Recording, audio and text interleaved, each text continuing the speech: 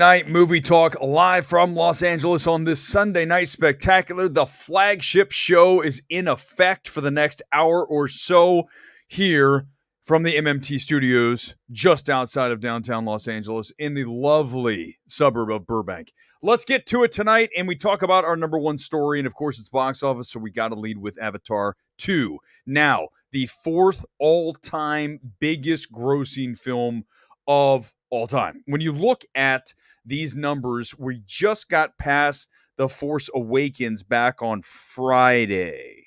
And now today we push a little bit further with the weekend numbers. It is number one in America for the seventh straight weekend with 15.7 million this weekend. Overseas, another 42.4. That's a total of essentially one something billion dollars. We're way up there now, 2.11 billion.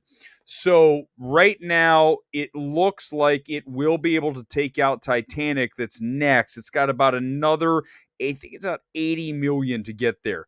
But beyond that, that's where it's going to end. It's not going to get to Endgame. It's not going to get to the original Avatar.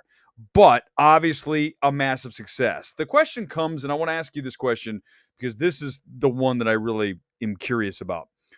Do you think there is a voracious appetite for Avatar 3? Because you guys know how I feel. After seeing Avatar: The Way of Water, I'm good with never going back to Pandora again. Now, I am thrilled this film has hit 2 billion worldwide. I thought it would be about 185, 19. China really helps here, by the way. China, let's pull up the email direct from Disney. As we look at this will give us all the particulars that we need. You look here and you're looking at, let's roll down to the total number from China, because when you throw that in, that's the difference, right? Between 185 and 21, essentially. China right now is at 237 million. Now, as you know, a number of films recently have not had that China release. So look at the money that it's made there. Followed by, if we break down the countries outside of America that's done the best, it's France, Germany, Korea, UK, Australia. No Russia. So you are missing Russia. We've been missing that since the Batman, going all the way back to obviously when we started the Russia-Ukraine situation. Then we lost Russia as a market. But I am curious, and I want to get your input. Are you interested in Avatar 3? Like, are you really excited for it? Or will you just go? Because I feel like we're kind of at that point. But again, celebrations across the board for a film that is keeping theatrical in a really good place. When you look at this weekend, we are 50+% ahead this year, 2023, than we were 2022. There's a whole bunch of reasons for that. One of the big ones is Avatar still playing strong. But remember, we had No Way Home last year. I think we're looking at a different world now in 2023 than we were in 2022. Clearly, people are no longer living in fear, like, at all, right? Back in 2022, we still had some people, the stragglers, that were still, if I go to a movie, I don't know, will I be alive the next morning? I feel like we've now gotten past that, thankfully, and people are back into life as they knew it before. Whether the elites want us to continue that way or not, that's a whole nother debate. But for theatrical, it's looking really good. And we look ahead to this coming weekend, okay? And I really am curious about Knock at the Cabin. It's opening opposite 80 for Brady. Now, I did get to see 80 for Brady on Saturday. I took the bullet for you guys. But we're going to save that discussion for Tuesday night after I get out of Knock at the Cabin. We'll do a 1-2 punch. Knock at the Cabin, 80 for Brady, Tuesday night here on Midnight Movie Talk. But you look at Knock at the Cabin, the thing going against it is it's R. The thing going for it, it's M. Night Shyamalan, who's had a very strong track record at the multiplex, certainly lately. You know, he was gangbusters out of the gate. Then we had the dip, and now we're coming back out. We have the, basically the renaissance of him. If you look at the films that Old really did very well for a film that we didn't think it would do, the numbers it did in the middle of the, quote, pandemic. So Knock at the Cabin is very curious. 80 for Brady, good sign for that film. looking at A Man Called Otto, which again this weekend held at like a minus 20 some odd percent. That's a very strong hold again. Puss in Boots was like down 10%. And that's why we're telling you that Theatrical is in a very good place, which is very good news for Hollywood going forward here as we look at the release schedule. So when we look at what's coming up here, I mean, just look at the films that are on the way. Let's go just the next few weekends. Okay, we mentioned coming up this weekend, Knock at the Cabin, coupled with 80 for Brady. And then we're going to roll for a little bit until we get to not Winnie the Pooh, the, slasher film. Fathom Events. I might go see that because it looks so ridiculous. I think I kind of need to. But Ant-Man and the Wasp, Quantumania, is setting up to be huge.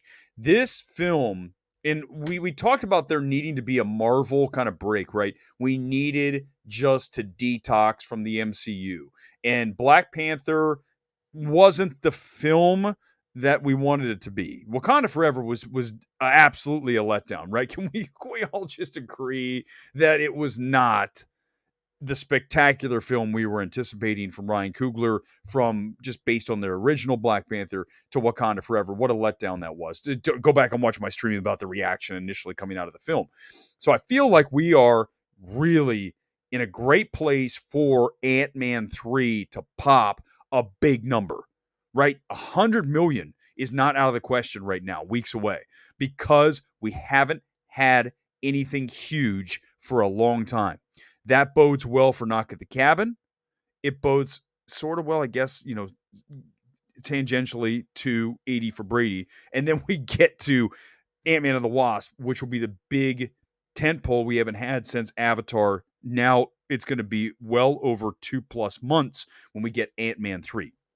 Also, one other thing we want to draw attention to, a lot of people talking about Infinity Pool not pulling its weight this weekend. Didn't do that well. It opened at 2.7 million. Now, that isn't great. I'm not going to argue. That's not like some number that we're like, let's get all excited about. But to tell you the difference between where we were even last summer and where we are now with the appetite for theatrical, Infinity Pool made more money in its opening weekend than Crimes of the Future did its entire domestic run. That's a good sign. So it's all how you look at it. It's all how you want to say spin it. Maybe we are spinning it, but I'm telling you, we're in a great place. I'm excited for theatrical.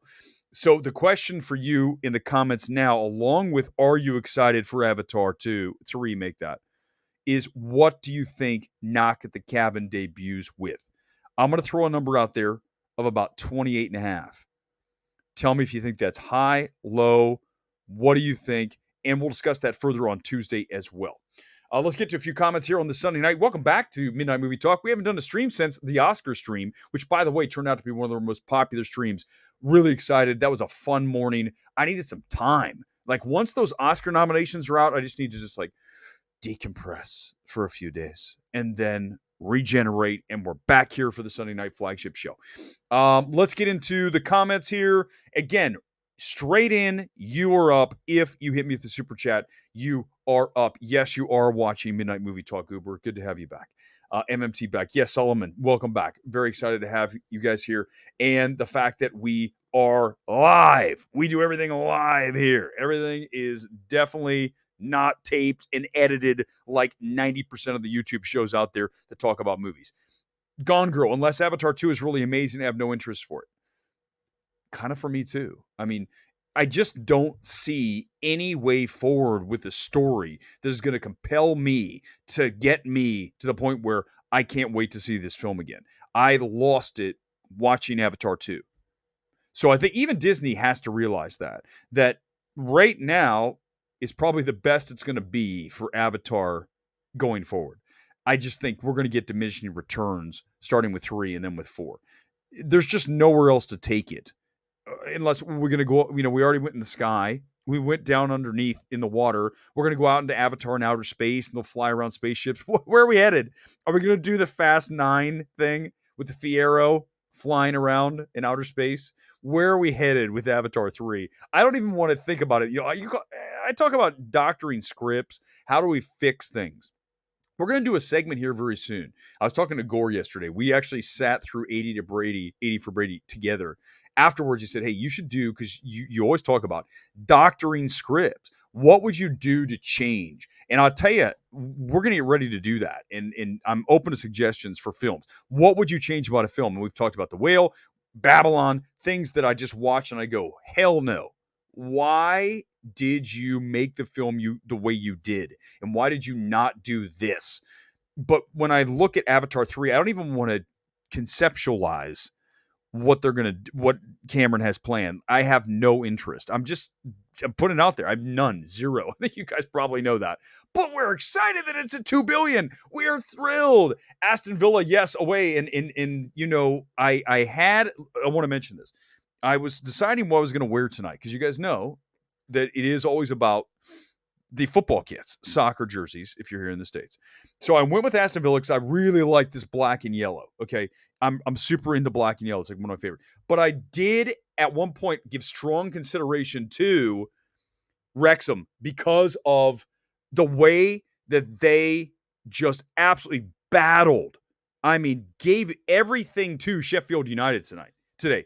What a game that was. I watched every second of it, and what Ryan Reynolds has done for Wrexham is unreal. In fact, by the way, that jersey is from the season they shot it.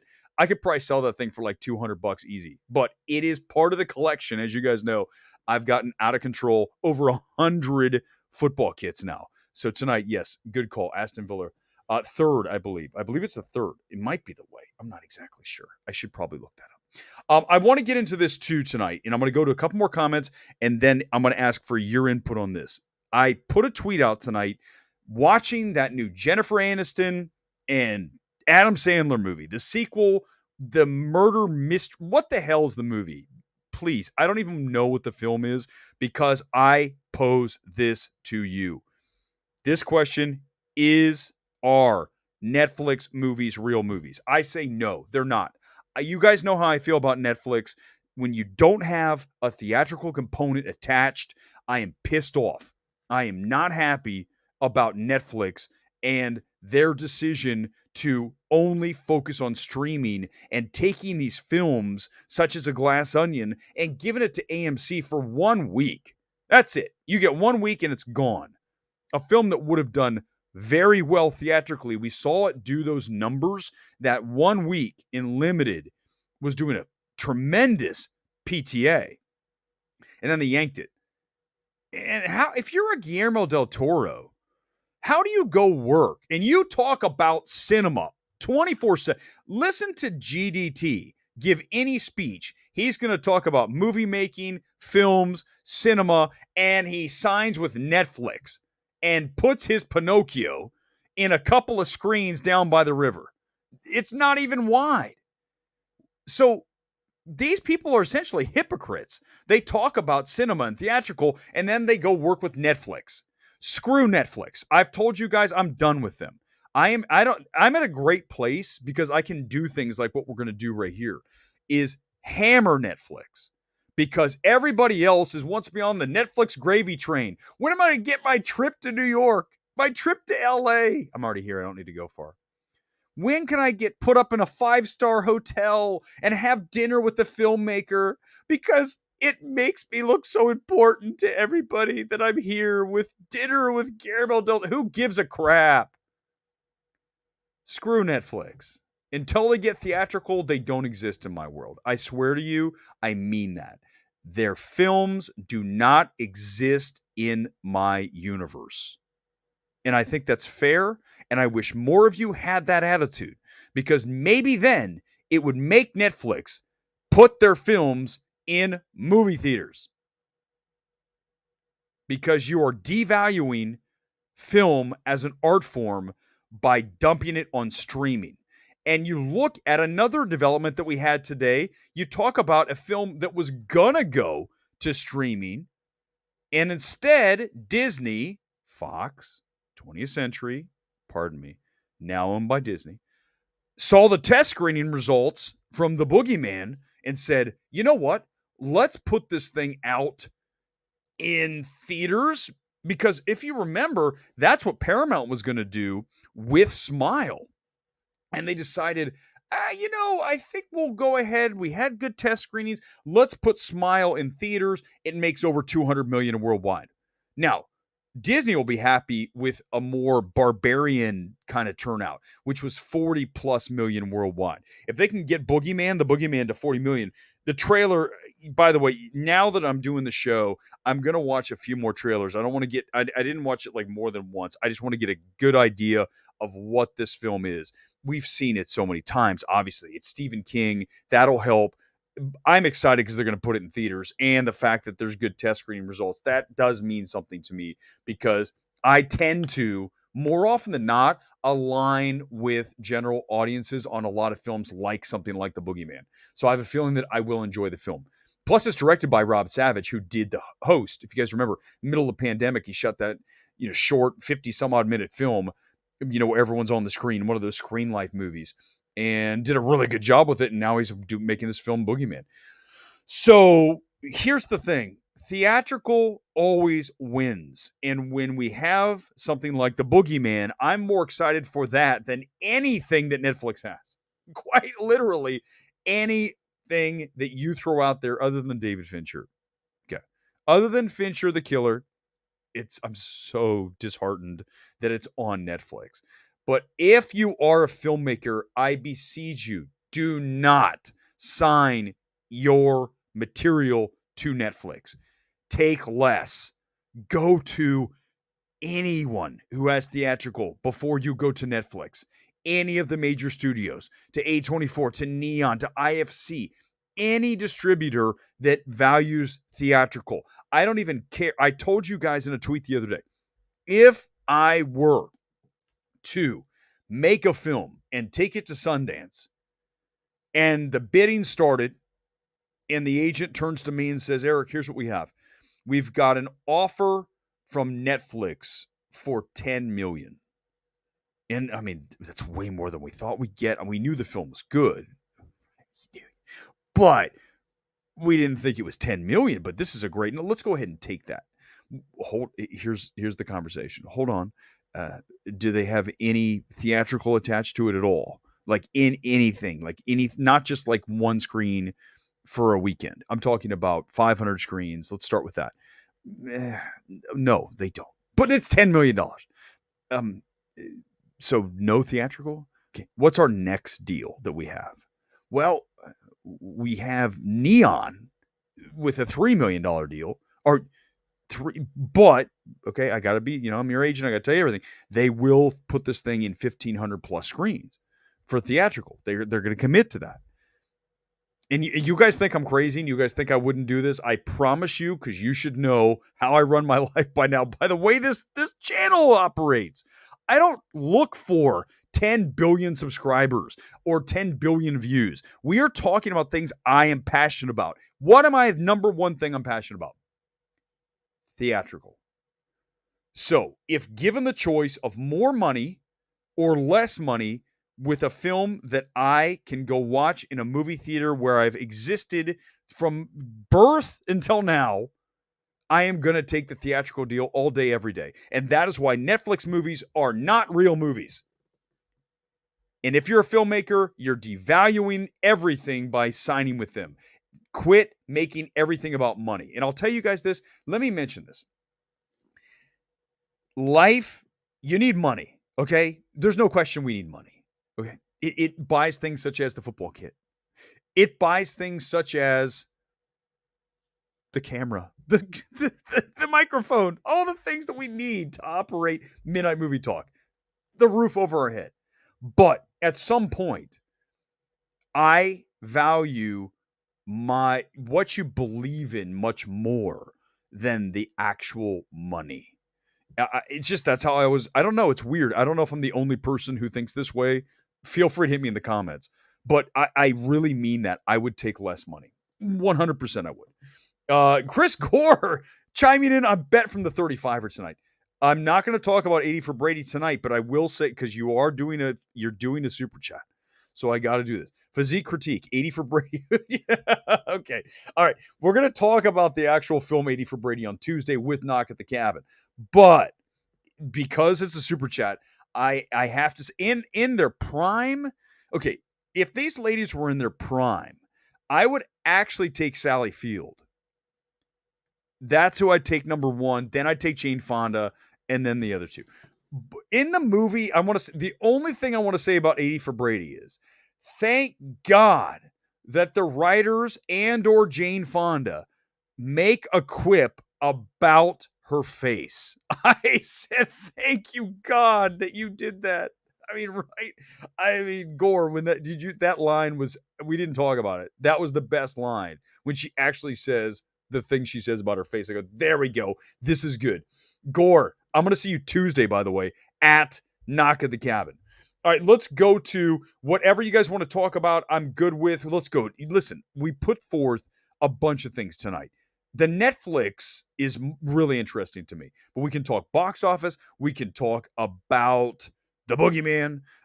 We can talk about all kinds of things, whatever you want to go off the board. I do have one other thing I want to talk about, and this is going to get crazy when we do this. So I'm going to do comments, and then we're going to get into, I didn't know if I really wanted to do this, but why not? Because everyone wants to cancel Zach Levi. Because he said something that we don't agree with. Get out the pitchforks and burn the place down. He's canceled. We'll do that in a moment. Let's do some comments and then we'll get into Twitter's at it again. Oh my God. Twitter. Sometimes I just go get out. I turn it out. I just get rid of the app. Sometimes it makes your life so much happier. Gemma. Or Chema Guerra? Applause to your values, money talk. No, it's true. That's, you guys should know, that's by watching the channel. Everything that comes out of my mouth, everything that's ever said here in MMT is based in a core value of who I am. And I'm really strong on my principles. And money, yes, cool, awesome, great. Everyone needs it for the things that, in life that make you happy. But there's a point where I would never, and I mean never, sacrifice more money for something I don't believe in. That's just who I am. So whenever I come on here and talk about a movie and I say I loved it or hated it, or, Netflix can go to hell because they don't have theatrical. Those are all things that, maybe aren't the right thing to say. The things that wouldn't maybe get me more money or more access or more premieres or more trips to New York, all expenses paid. But that's what I believe, and that's who I am. And so therefore I would not do these things to get the money or the access or any of that stuff. It's just not worth it to me at this point. It's like, why am I even doing what I'm doing? Right. If you're not excited about what you're doing and you believe in it, then there's really no point to do it. So let's just get into Zach Levi, and then we'll get into more comments. So here's the question I pose for you. Why are we so eager to jump on top? I mean, pile on people who have takes that you don't necessarily believe in. Takes that really aren't an affront to who you are or anybody else is. In this case, he said he believed Pfizer is, the root cause of bad things, whatever the hell it was. I don't want to get into the politics of it. But unless you work for Pfizer or Moderna or one of the pharmaceutical companies, why the hell are you so invested in this? Like, seriously, I don't understand the mindset. Why are you so personally offended that someone took a shot at a pharmaceutical company? Like, what is wrong with you? What's wrong? Do you actually believe that every company has your best interest in mind? Do you really believe that? Because then essentially you've become a shill for not a movie theater or studio or whichever brand, Marvel. You now are a shill for a pharmaceutical company? The hell's your problem? Because you want to get likes? It doesn't make sense to me. So what if he says that? I'm still going to go see Shazam. He didn't say something that was racially motivated. He didn't say something that all women are terrible. Something that would go, okay, now we're into another world that we can't do this. But there's so many people that find their value in getting pissed off at Zach Levi or whoever because they said something they don't agree with. They don't agree with how you see the world. So what? Move on. Grow up. You stop taking offense to everything. It's just weak. It's pathetic. If anything, and you get angry, channel it some other way. Do something productive. If you get angry at a celebrity for their stance on something, you need to find a new hobby. You need to find something that gets you out of bed that is much bigger than a celebrity saying that Pfizer might be doing bad things. You need to find a better time with your life. Some way to spend it more beneficially for everybody. It's just, but I think a lot of people, why they do it on Twitter especially, they get to, right? As soon as he says that, you're like, oh, I trusted you and now I don't. And they have 5,000 likes now on that. Oh, I'm validated. I've got 5,000 likes because I said, I don't trust you anymore, Zachary Levi. You're a terrible person because you don't agree with everything the way I see it. It's just, if that's your value in life, man, I do weep for you. I do. Because it's just so insignificant if that's where you find your value. Find your value in doing things. Find your value in getting out into the world and giving back. Right? Not in tearing other people down. He had an opinion. Who cares? People forget that Twitter isn't the real world. Brian, 100%. DR Movie News. Follow him on Twitter. Listen, Twitter is definitely not real life. And when you look at a lot of times when you see some of the takes and all the likes, you're like, that's not how people think. That's not how most people think, right? There's certain things and ideas and, concepts that work on Twitter and you read them and you're like, that's not the real world, right? We know that. But it drives me insane. Evangeline Lilly, same kind of thing, right, Eric? She came out and she said something. And she said something early on about she wasn't going to be locked down, and everyone was like, "Oh, you're a terrible person for not being locked down." Because we're now at the point in society where if someone doesn't go along with groupthink, we're going to destroy them, and we see it even in film, right? I remember when I didn't come out glowingly about two films in particular. One, Everything Everywhere All at Once, and then Licorice Pizza last year. Both times. Oh, you don't know what you're talking about. What do you? And then finally, the narrative finally comes around.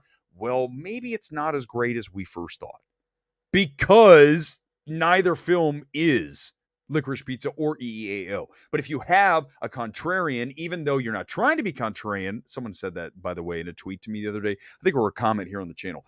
You're trying to do things to make... No, everything that I say I believe in, I believe in. If I say a movie's terrible, it is because I believe that. It's not because I'm trying to be contrarian. Conversely, if I love a movie, I'm not trying to fit in with anyone else's, opinion of a film. It's always about just that. So these are actors. Frankly, I don't even care what they think. Just do your thing on the screen. In fact, they'd probably be better off just staying out of politics. But if they did wade into those waters, as today was Zachary Levi, or last night when he tweeted, so what? Move on. Do you work for Pfizer? If the answer is no, you shouldn't give a shit. There's no other way to see it, okay? Move on. Not every corporation has your best interest in mind. I know, isn't that crazy? It's insane to think that, isn't it? That a corporation might not have your best interest in mind. Oh my God, can you imagine? Yeah, I don't know what I'm talking about, do I, Gore? I have no idea. I have no idea what I'm talking about. Here's the other thing I want to pose to you.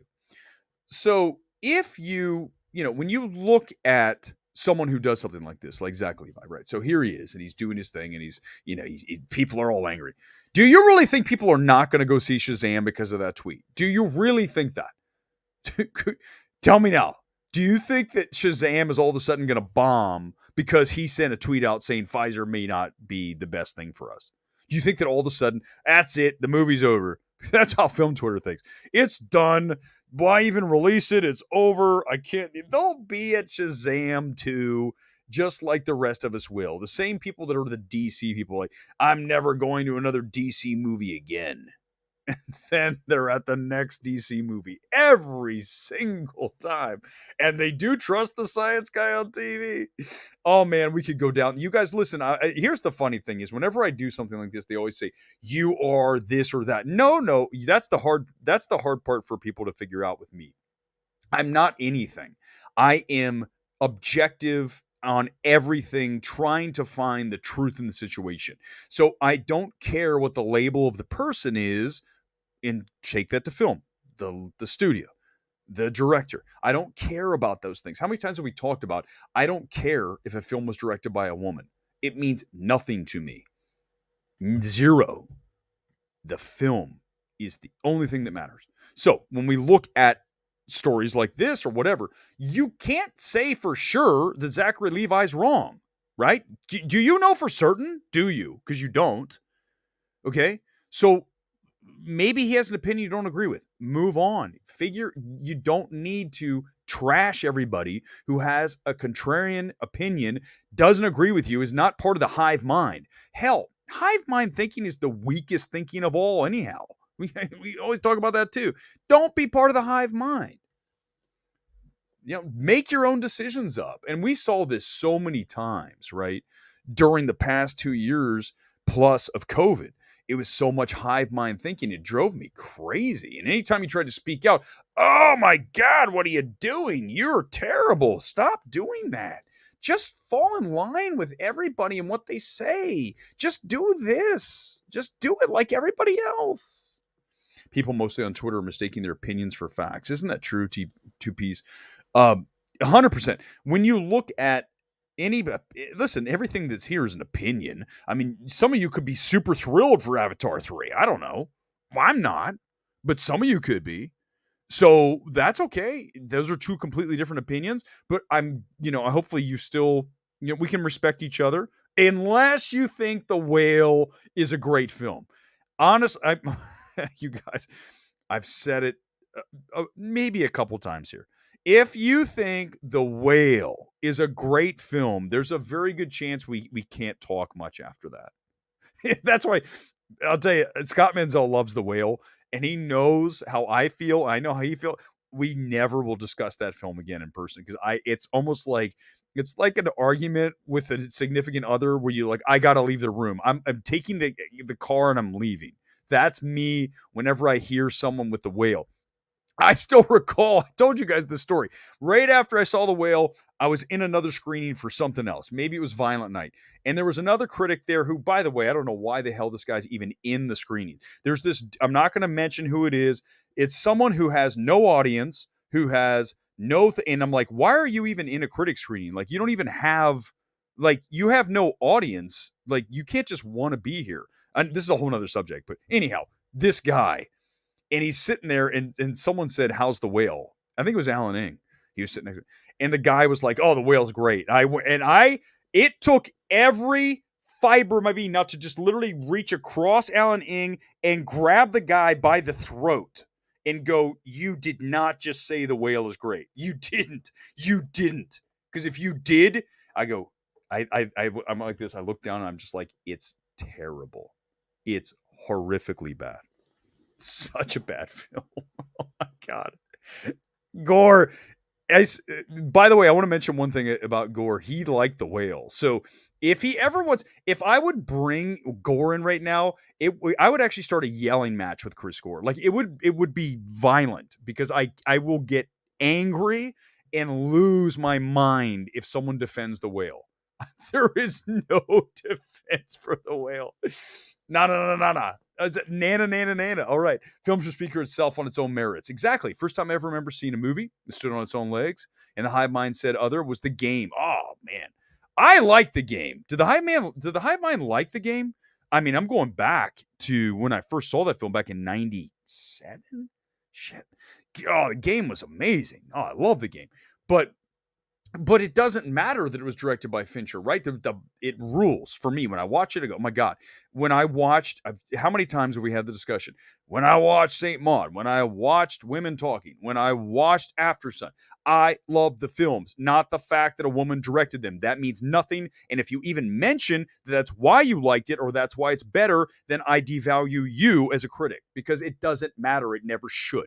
Only thing that matters is the film, and that's all there is to it. And you guys know I'm 100% right. There's no, I can't do this again because it's like saying this. I know it's the broken record, but there still are people that are broken as humans who will go and say After Sun's great because it's directed by a woman. And I want to, again, have to restrain myself because it makes me crazy that people have that mindset. No, it doesn't. It is a great film. End of discussion. Oh, it's directed by a woman? That's great. That's cool. Doesn't matter. It's a great film. I mean, please tell me I'm wrong. No one can because I'm 100%. They're like, you're 100% right. Rusty, the movie's underrated, preposterous, of course, but hey, are we talking about the game? Oh my god, the game's great. You guys are all in the comments going on the game. I love the game. I need to watch it again. Sean Penn, right? And Michael Douglas. And that's such a cool film. And that was before, that's when Fincher was just coming up. Remember, Fincher was a music video director. He made some awesome music videos. The one that I love is remember The Outfield? So The Outfield had the huge hit, obviously, Your Love and All Love in the World. And then they had some other hits, but those two. But you look at The Outfield, they had a song called No Surrender. That is a Fincher directed. You can just see it's Fincher. I mean, when you watch No Surrender by The Outfield, you're like, that's a Fincher direction. But I remember watching videos like No Surrender and you see the talent, right? It's just like when you watch a film like After Sun, you see the talent of the director. It's impossible to miss.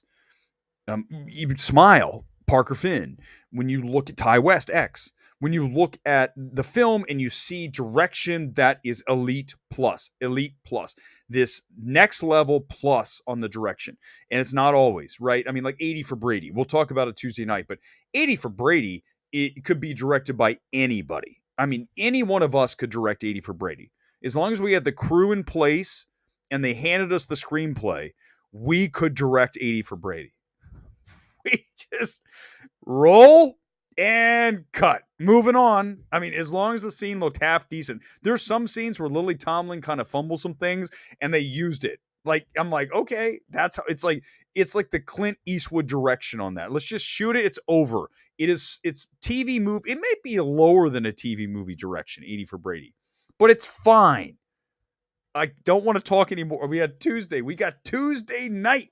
We got the 80 for Brady and the Knock at the Cabin stream. I've got to hold all of my cards on 80 for Brady for that night. Universal Pictures Knock at the Cabin might have decent box office debut. Kevin, I posed that question early. What's this film open with? You look at old, opened at, was it in the teens? Let me see. What was old? Let's look. What was old? I think it was not as high because remember, that was in 2021. When everyone was freaking out. Here it is. Okay. So old debuted with like 16 million, but 17 million. That was in the middle of summer 2021 when we were still being told if we leave our house, we're going to die. If you leave your home, there's a very high likelihood you will die the second you walk out. It's like The Mist. If you walk outside of the store, you're going to be consumed by the creatures in the mist. That's what we were told. We were told that for 2 years. And some of you believed it. I say this story from day one. I go back to the first, I'm not kidding you, the first Monday after, remember, we're going to lock things down for 2 weeks. I go, you know what? I'm pissed off. My gym's closed. You guys know I go to the gym. I love it. It's one of the things I enjoy doing in life. I really do. In fact, I think I might be happiest at the gym. I know that sounds really weird, but it's true. Again, I don't make things up. So I said, my gym's not open. I'm going to start doing push-ups in my place. And then the next day I was like, screw this. I'm going to the park. I rode my bike to the park and worked out there for over a year while my gym was closed because it wasn't safe. It was the mist. If you go outside, you'll be eaten by a creature. It's how stupid that sounds. It's so dumb. That's what we were told. Oh my God. And so many people bought it. Okay, let's move on. Old, 16, 17 million. But remember, we're not in that place. So Old opens at 16. I think that we can easily get to a 20, 25, 30. Remember, Black Foam was a 25-ish, and that was an R. This is going to be R. Knock at the Cabin's R. So that will limit the audience. We saw Megan hit 30 because it was PG-13. You brought in all those teens and, 11-year-old, 12-year-olds that just, the parents said, yeah, you can go see Megan. That's fine. We'll let you see PG-13. But there's still some parents, I know this is shocking. There are still some parents out there who say, you can't see it because it's R. So if that's the case, you got to bring that number down for Knock at the Cabin. I think reviews are going to be big on this film, like huge. So on Tuesday night, stream. We have a social media embargo, review embargo in place, social media not. So we're going to do another one of those Tuesday night. I'll come out of Knock at the Cabin. I'll have my reaction out of the theater, which we can use. And then we will review the social media reviews of Knock at the Cabin. That's how we get around. It's not a review, right? I have to flash that on the screen throughout. Not a review. So that the studio doesn't get angry. But remember, the studios don't get as angry if you talk about the film and you liked it. Now, if you come out of the film and there's an embargo and you destroy it, you literally annihilate the film, like we did with Babylon when I came out of the theater there on that Tuesday night. And then Paramount sends me an email saying, you need to take the stream down. You broke the embargo. It's not because they were so pissed about breaking the embargo. They were like, oh my God, he is savaging the film. So if we like Knock at the Cabin, we can probably push a little further. If I don't like it, we're going to have to withdraw a little bit, but at least you'll know how I feel about Knock at the Cabin. And then we'll talk about 80 for Brady at length, because I know you're dying to know what 4 octogenarians going to the Super Bowl looks like on the big screen. I can tell you, having seen it yesterday. We're not talking about it tonight, so please do not ask me about it. CD Stein, it'll be a solid mid-20s for Knock. If it wasn't R, mid-30s. I think that's right? 25 to 30, and then if it weren't higher, again, why? Because we haven't had anything significant in theaters in a long time. When you have films like Plane making 10 million, Missing making 10 million, even Infinity Pool making 2.7, which isn't great, I tell you, but it's still bigger than the lifetime gross of Crimes of the Future. We're in a place where people are going out to the movies. Even though the economy is still kind of screwed, right? And people don't have the cash, they still want to get out of the house. I don't care if people are strapped for cash. They still don't like to sit around the place all day. In fact, I got to admit something. I didn't go anywhere today. I stayed home and watched both playoff games. I'm very sad that my Bengals, I'm an Ohio guy. I went to Ohio State. I went to Bengals games when I was a kid. They didn't pull through. I feel, oh my God, that linebacker. I feel so terrible for 58, that kid out of Texas. I mean, he clearly was a late hit, but the poor dude, he knows that's the reason they got the short. Obviously, they won on the short field goal, the 40 versus the 55, 60-yard field goal. He hits him, and it's like 15 yards. Like, oh, that poor kid. So the games were good, but I didn't leave the house. I said, I'm not going anywhere. The Happening was all the Happening, Brian. The Happening is possibly the worst acting I've ever seen in a movie. That's one thing about M. Night.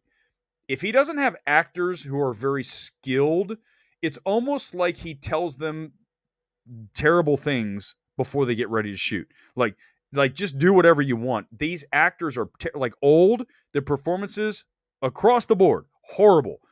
When you look at The Happening, oh my God, Mark Wahlberg, some of the stuff in that movie, you're like, this is really bad. This is not just, it's one thing to see bad acting. It's another thing to see, is this a comedic thing? Is they trying to do like an Airplane situation with this movie? Is this some kind of comedic riff on a plant virus killing everybody? Or actually, it's just the plants that killed everybody. So if you let M. Night Shyamalan direct his actors and they don't know what they're doing, as opposed to, something like Split, where you have all these tremendous actors working, you don't need to. But I hope to God that everybody in this film is grounded in Knock at the Cabin. It looks like it. I like the trailer. I wish the trailer didn't show so much, but that's Universal. Universal always shows you in the trailer the whole damn movie. Here it is, the entire movie, everybody. Here, enjoy it. Vicky Krebs and Old. Oh, JM, this is exactly what I'm saying. It is it Creeps or Krebs? From Phantom Thread. When I was watching Old, I'm sitting there going, this is the actors from Phantom Thread. I'm so glad this is like, you really read my mind. It is so terrible in Old. And then you go back and you go, Phantom Thread. Wait, Old. What did M. Night do? What did he do to this poor woman to make her act like this? So let's pray that at least the acting is better in Knock at the Cabin. Yeah, 100%, Rusty. The second trailer was like the whole thing. So listen, whenever we do these things on Tuesday night, when we have one of these, when have I ever spoiled a movie? Never. Okay. Unless it's already out, it's been out for a few weeks, then we'll get into things. But on Knock at the Cabin, I'm not going to tell you if it's real, the scenario, if what happens at the end, does everyone die? None of that shit. We'll just say, does the film work? Here's the cinema score I expect. All those things. Just the general evaluation of the film and its perspective box office, right? When we look at what it's going to do. And that depends on how good it is, right? So what do I think about Shyamalan as a director? I think as a story writer, he's hits or misses, right? When you look at Sixth Sense, you're looking at a tremendous film. Signs, I adore. I think Signs is a great film. And then you look at Old, terrible. At least just laughable, right? Happening, laughable. Woman in the window. What was it? Not the woman in the window. That was the one. The woman in the thing. That movie was not good. The woman in the pool. The woman in the swimming pool. What the hell with? Forget it. That one. And then you look at what was it? What else has he had? Split. I enjoyed, of all those. I think I liked Split better than, what was the last one? Whatever the last one was, I didn't like that one as much. The second Split's good. Unbreakable, okay. But yeah, he's hit or miss. I largely will say I want to see his films, though. I think that he makes interesting films. You're not going to be bored watching an M. Night Shyamalan movie. He hasn't become one of our best filmmakers ever. I think we thought that was going to happen after The Sixth Sense. Now we just get a guy who's solid. Right. We get a solid, he's a name, he's come back. Remember he did that, was it Last Airbender? What was the one he did? What was the fantasy film he did? Yeah, Glass was the one, right? Glass, was that the last one? Glass was not good. I agree with you. Goober, Glass was bad. Split's the best of those. You know what I never did? I never watched The Visit.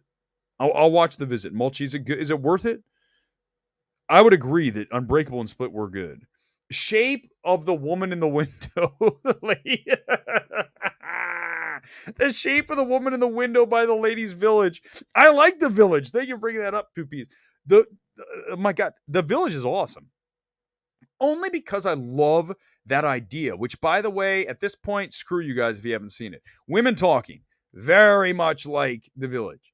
Okay? It's got that villagey thing, which I loved about Women Talking. That's what made the movie, just elevated it beyond the filmmaking by Sarah Polley, beyond Hilder's score, cinematography. I like that screenplay. And I know she didn't write it, it's adapted, but I like The Village. Anything that is set, I thought this was going to be, when I watched Don't Worry, Darling, I swore that's what it was going to be, right? They're all stuck in this subdivision in Palm Springs, but they, outside is the real world. Well, it kind of was, but at least it wasn't that. It was slightly different. Listen, when I go back and I think about films that I enjoyed far more than a lot of other films in 2022, Don't Worry, Darling is a film that I enjoyed way more than a lot of films that I saw. I mean, it didn't make maybe my top 10 list, but it would be closer to that than Avatar 2. I would much rather sit through, oh my God, I would much rather sit through Don't Worry, Darling like 3 times in a row than have to sit through Avatar 2 again. Oh my God, that's not even close. The Lady in the Water, that's what it was. it was okay, right? It had the thing with the critic. Remember, he had the whole thing with, didn't the critic get killed? Something happened in the movie where he had someone playing a critic because critics were attacking him, and he had a character do something in the film that I don't. It's been so many years, my God, since I saw that movie. So many years. That's what we could just recall this thing. Erick talk. Forget it. It's no longer Midnight Movie Talk. It's now Erick talking. That's what this should actually be. That would be fantastic. Maybe we'll just do one. That's all. I'll just call it. That's the title of every single thing on YouTube is just Erick talking. Adrian Brody is great in The Village, and don't forget, so was you know who's in that movie. You forget. Everyone forgets. Is what's his? Oh my God! I'm literally drawing a blank. Joker, Joaquin. When you look, Joaquin Phoenix. I mean, that dude, right? He was in Signs. He was in Village. And you go, that guy's creepy. He's weird, right? We knew he was River Phoenix's brother, but he wasn't who he is now. But yeah, The Village is badass, and that ending's fantastic. I love it. I just love the concept because I said, nah, I'm gonna write a movie. I've told you we're in the process of doing one. It's taking longer than I thought, which I always knew it would. I am going to write something villagey. Okay. I if it turns out to be half as decent as I expect, I will be so happy.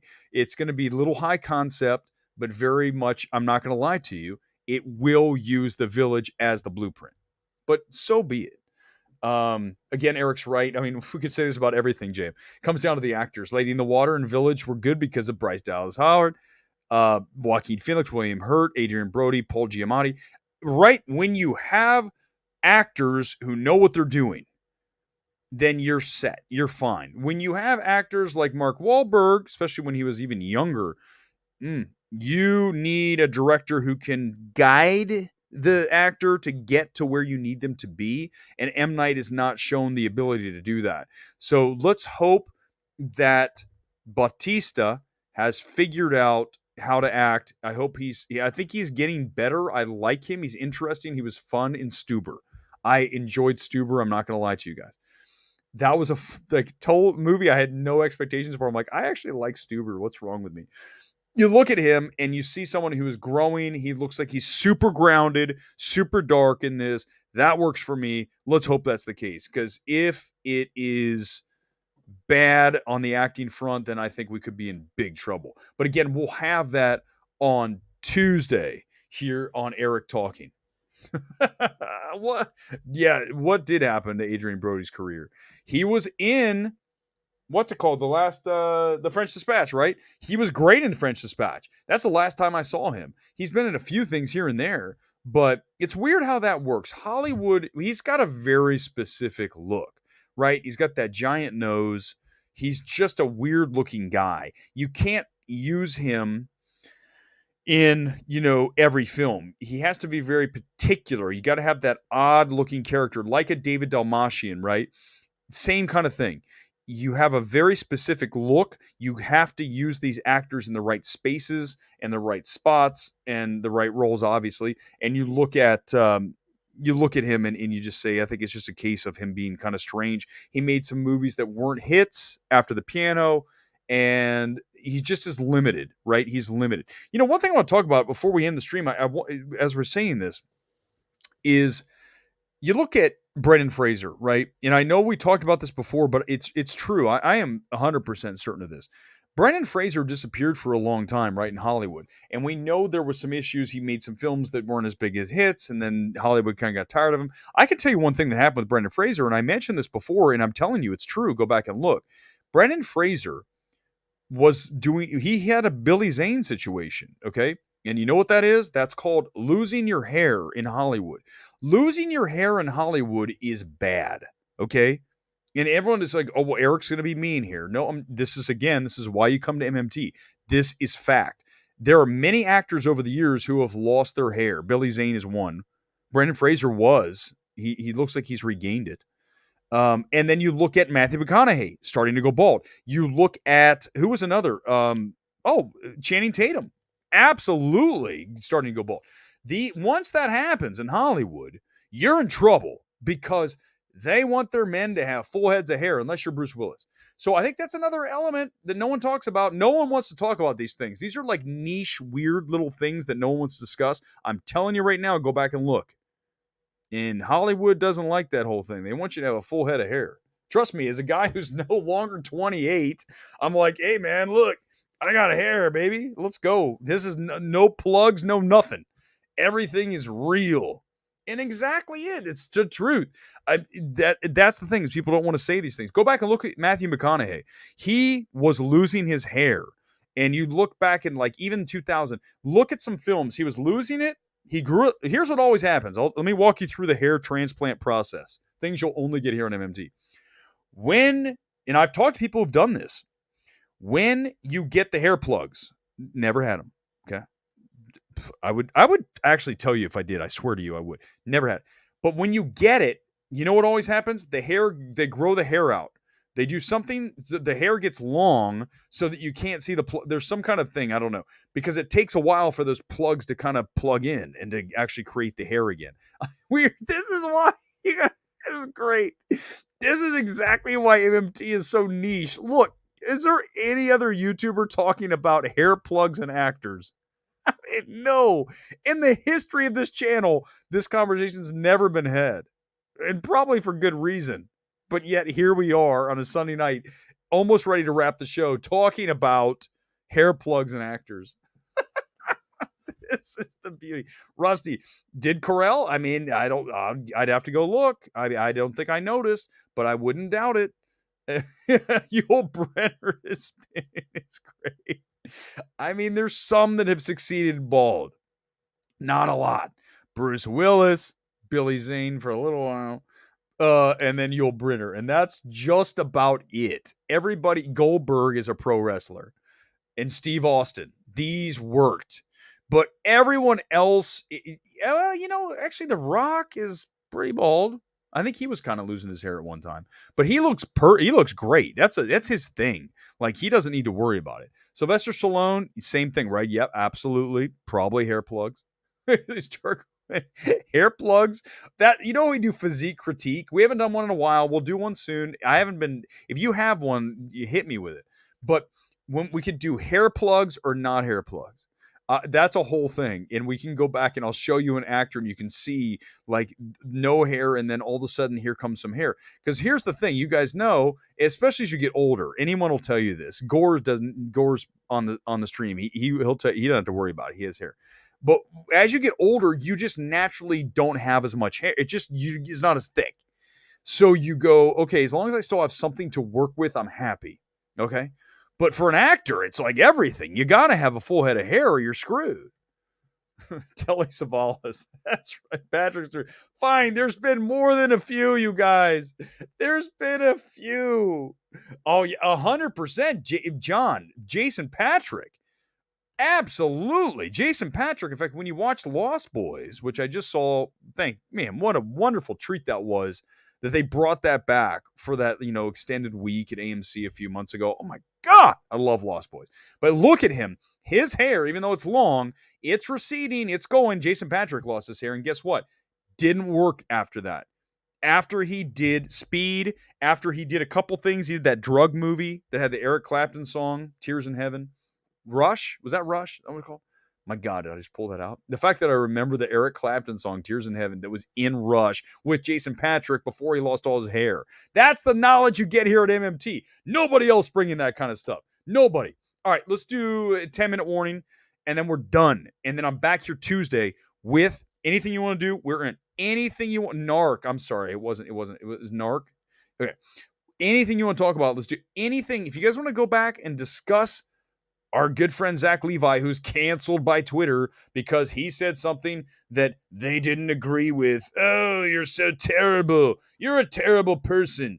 I wouldn't allow my family or my kids, if I had kids, anywhere near you. None of these people have kids. God knows that. Oh no, here he goes. Weber's doing it again. He's going off. Oh, I wanted to mention one thing. This was a funny tweet. Hold on, let me pull it up. I was on Twitter and I sent this thing. Remember, I told you, are Netflix movies real movies? And I said, no, they're not. They're not. I'm super not. I'm not into Netflix at all. Okay, obviously you guys know that by now. Okay, here we go. Let me see. Where is it? Where's my replies? Give me a second. I saw this and I about died because it was like, are you serious with this reply? Like, tell me you're kidding. Okay, here it is. Here it is. Here it is. Netflix movies aren't movies. So here's Barbara Kusifinski. Kuzinski? Okay. Anyhow, I don't understand how someone can say that Netflix movies aren't movies. Before Netflix, all of us had to go to video stores and rent movies, right? Yeah, that's true, Barbara. But you know what most of 95% of those movies that we rented had in common? Do you want to guess, Barbara? Barbara, I'll give you first crack. Do you have any idea what those movies at the rental at the Blockbuster had in common? Okay, time's up. They were in theaters first. Shocking, Barbara, isn't it? The movies we rented at Blockbuster had been in theaters a few months before, typically 90 days or more before. But no, in your video store, all the movies were first run movies. They were direct to. Were you the person that rented those Luke Perry movies? You were. Remember when Luke Perry made all those movies after 90210 and none of them were theatrical? And you'd go to Blockbuster and you'd be at the bottom and you'd be like, what the hell? Who is this? What is this film? That's Barbara. Barbara was renting those movies because apparently none of the movies in her video store had ever been in theaters. That's not why we wanted to see them, that they were already in theaters and we wanted to watch them at home. No, Barbara, it wasn't that. That might be the dumbest tweet I've ever seen in my life. These people on Twitter, sometimes you go, dude, how do you function every day? Video stores. Netflix movies are not movies. They're not movies. Don't tell me they are. They're not movies. Not that section of yeah, just the one section that Barbara hung out at. None of those movies were theatrical. She just hung out in the direct-to-DVD Luke Perry specials that were there. Occasionally you go to the movies, when you go to Blockbuster or to your local video store, whatever it was, for me it was like Gahanna Video. I grew up in Gahanna, Ohio. Gahanna Video. So I walk in, I know it's a weird name, right? Gahanna, Ohio. So I'm there and I'm in the Blockbuster and you're looking and you go through and all the movies are gone, right? Remember they had the boxes and they'd be all empty. You're like, shit, that one's gone. That one's gone. The Stallone movie's out. The Schwarzenegger's gone. So is the Willis movie. They're all gone. Then you go and wait, what's this? There'd be one copy because they had 50 copies of the Stallone movie.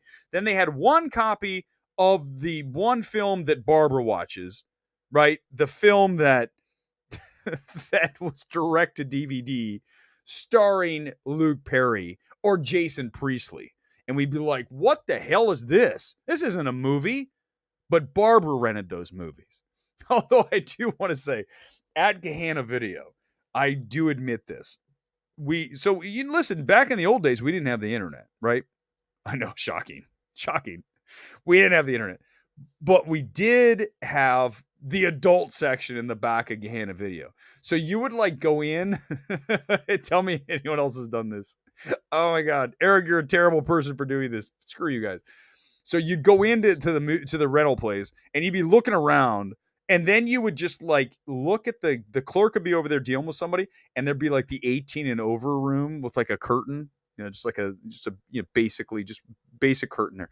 You sneak in, you run in real quick, just real fast, just like almost like the Flash. In fact, I don't think I've ever moved faster than to go from the direct to DVD section or VHS to the adult room. It's like, whew, and you're in there and you're like, oh my God, I am in heaven. Look at all of these boxes of porn. These are the things these kids will never understand in life. You'll never understand the exciting word. I think it is, Jeff. I grew up in purgatory. It is Gahanna. It was Gahanna, Gah. Look it up on a map. It's outside of Columbus. This is why I turned into whoever the hell I am. I grew up in the Midwest in Gahanna, Ohio, and then combine that with this like weird sense knowing that I needed to get the hell out of Gahanna, Ohio. And I remember I told you guys a million times, the reason that I got into film is, thank God, I did live in Columbus, Ohio, which was surprisingly a very art centered town. We had independent theaters. We had obviously Ohio State, which is where I eventually went to school. And we had all of that kind of indie scene thing going on. So even though I was in Ohio, I could get that coastal feel. I could get the films in Columbus, the Miramax films at that point. And also what helped is watching Siskel and Ebert, which would always have, as you guys know, 4 films. The first film's the wide, second pretty wide, another one, and then by the third or fourth film, you're looking at more of that indie film. And I remember watching Siskel and Ebert going, what's that weird indie film they're going to talk about in the 4-hole, right? What's that going to be? And then if I didn't see it in theaters, I would go to Gehenna Video, and in between running in and out of the adult section, I would look for that fourth movie on Siskel and Ebert. That's how I ended up here today, talking about films and not just big blockbusters, but tiny independent films. Not the stuff that Gore watches. Some of the stuff Gore watches is so small, I don't even know it exists. So I need him to tell me, what's the best of the things you watch? That's what I need. Is Alan here? Alaning? All right, we're almost done here. 5-minute warning. 5-minute on this Sunday night, whatever you want to talk about, and then we're out of here. Back on Tuesday for, I almost said Down by the River. The brain's gone at this point. We're going to talk about, obviously, 80 for Brady, because I know you guys are excited. And then we'll have instant live reaction of Knock at the Cabin. I have mid hopes for this. I just want it to be entertaining enough and sort of believable enough, and I will go with it with Shyamalan. I hope that it will be at least that level. I just don't want it to go south like Old, which is a bad film. I mean, laughably bad. The Happening's worse, but Old is bad. I mean, embarrassing. This hopefully will be better. We will talk about it, and we will, do that on Tuesday night. You have to blame Blockbuster for making 7. That's true. Police Academy. Now, I think at that point they stopped being theatrical, right? By the time we got to 5 or 6, they were not theatrical. Who was the guy who played the police officer? God, I forget his name right now. I house sat for him back in the 90s. He was the actor in Police Academy, and he was the captain, not in 1 or 2. I think he was like in 3 or 4.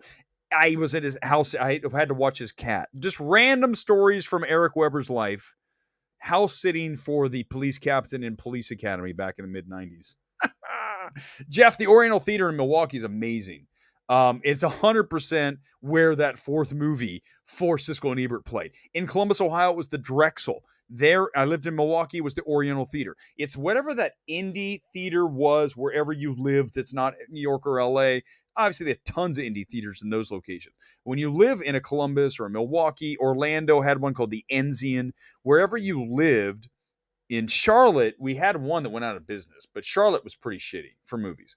I'm not going to lie to you. When I was there, I was just like, this isn't the place I want to be. It just didn't. Charlotte doesn't have an art scene of really vibrant, like kind of cool alt art scene. I need that in my town.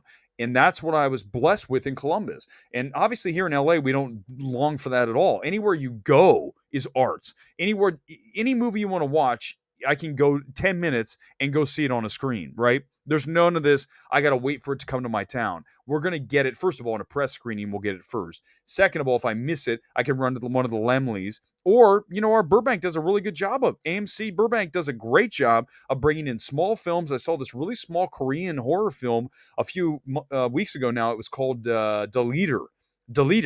And it was cool. It was very much like The Grudge, supernatural, coming back for revenge. But I liked it. But it's kind of a film that you probably never even heard of. And I was like, what's this film playing at the AMC 8 in the mall? It was The Leader. So if you get a chance, we're lucky out here. But for some of you, it's not like that. The Sight and Sound 250 list will be revealed on Tuesday. Oh, we'll talk about that Tuesday for sure. I got to look at that. We could do that for a whole nother stream. I never did that Sight and Sound for the 100 and then kind of see which what I would pick. I got to be honest with you, though. When I looked at someone, I listen, again, I'm a kid that grew up in Columbus, Ohio. So my picks for my favorite movies in my life are going to be a little more mainstream than a lot. Where I've grown and become certainly more cinephilic is once when I actually got Boston. When I got to Boston 10 years ago, that's when I really started to get into just anything, every single film I could get to, I wanted to see. Because in Boston, very good film scene there, very strong. Lots of independent theater there. You had independent theater everywhere. In West Newton, down the street from where I lived, the West Newton had this little some of the screens were horrible in that place, but they showed films like, I remember when I was there, Take Shelter, right? The Sony Pictures Classics movies. That's where I saw Tree of Life. Where you see there's one over in what was it? Over in Kenmore, not in Kenmore, over by Harvard and MIT.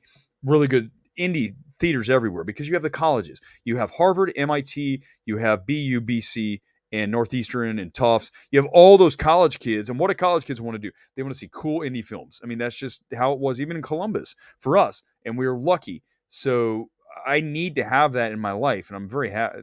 For those of you, cinephilic, it is a word. Chris Gore, cinephilic is a word. Damn it! All right, guys, I think we're going to wrap here tonight on the Sunday.